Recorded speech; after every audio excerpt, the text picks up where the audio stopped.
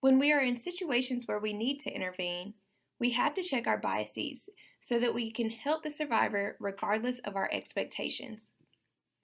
Most of us have been brought up to believe that all victims react the same way, that they should and do fight back, act hysterical, report to law enforcement immediately, suffer visible injuries, and terminate all contact with the perpetrator immediately. But in reality, most victims don't act like this at all. In fact, they may actually seem calm or dismissive of the assault. They almost never want to report it immediately because all they want to do is forget about it. And because they most likely know the perpetrator and may even blame themselves for the assault, they don't always terminate the contact with the perpetrator right away. So understanding that people respond very differently to being assaulted will help you support someone even if they are not responding like we might expect. Now let's talk about some of the tips for what you can do. There may be times that you encounter a friend who has experienced sexual assault. It's natural to feel strong emotions in the moment, but it's important to make sure that your number one priority is supporting your friend. Some ways that you can support a friend that's been sexually assaulted are believe them. This is the single most important factor in someone's recovery from sexual assault. Be sure to validate any feelings they may share with you. Reassure them and never blame them. Let them know that you're there for them, that they didn't do anything wrong. Remember, rape is never the victim's fault, not even when the person drank too much, has had consensual activity in the past, etc. No matter what a person did that might be seen as risky, remember that no one ever does anything that causes them to be raped. 100% of the responsibility lies with the person who chooses to rape another person by not getting clear and informed consent or by taking advantage of someone who is vulnerable.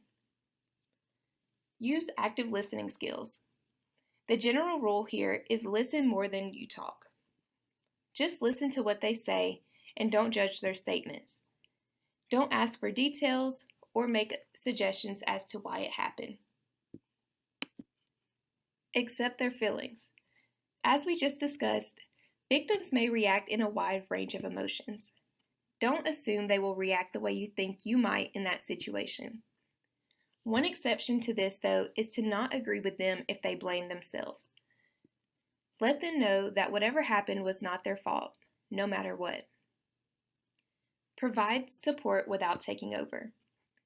It's easy to want to take control and take care of a person in crisis.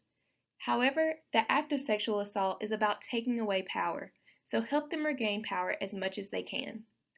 You can do this by letting them make decisions, even small ones like what they want to eat for their next meal or where they want to stay that night. It's important to not re-victimize that person by taking charge and making decisions for them. Refer to resources that can help them both medically and psychologically as they deal with the after effects of sexual assault. It's important to never make someone who's been sexually assaulted feel ashamed or guilty. This is an important component of creating a sex-positive culture. Promoting a culture of consent is being sex-positive. But what does it mean to be sex-positive or have a sex-positive culture? A sex-positive culture is one in which everyone, regardless of gender or sexual orientation, can make their own sexual decisions without judgment or stigma. One in which men, women, and non-binary individuals alike recognize the value in communicating before and during sex. One in which boundaries are respected and not seen as a challenge to break.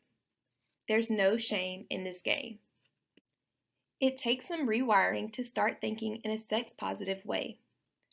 Because most of us have been conditioned to think that sex is a taboo topic and shouldn't be talked about. One quality of being sex positive is to understand that sex is a natural and healthy part of life and isn't something that you should be embarrassed about. Some other qualities of a sex positive person are recognizing that sexual boundaries should be respected, accepting other sexual orientations, lifestyles, and sexual practices, being open to learning more about sex and sexual activity, and understanding the importance of safe sex.